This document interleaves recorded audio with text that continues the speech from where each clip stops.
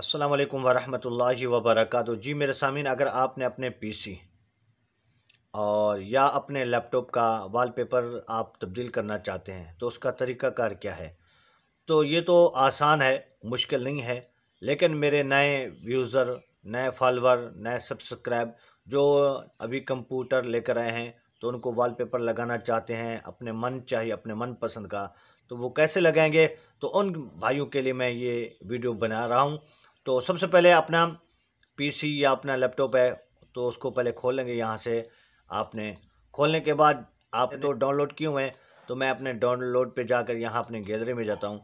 तो यहाँ जहाँ पे आपके वॉलपेपर होंगे आपने वहाँ आकर, मिसाल के तौर पे मैं इस वक्त ये लगाना चाहता हूँ, तो आपने अपने माउस का राइट बटन पे क्लिक करेंगे। राइट बटन पे क्लिक करने के बाद ऊपर से पहले को छोड़कर दूसरे नंबर पे लिखा हुआ है, इस दूसरे पे जो है ना आपने माउस का लेफ़्ट बटन क्लिक कर देंगे।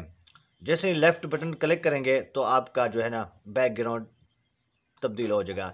ये देखें, ये बैकग्राउंड तब्दील हो चुका है।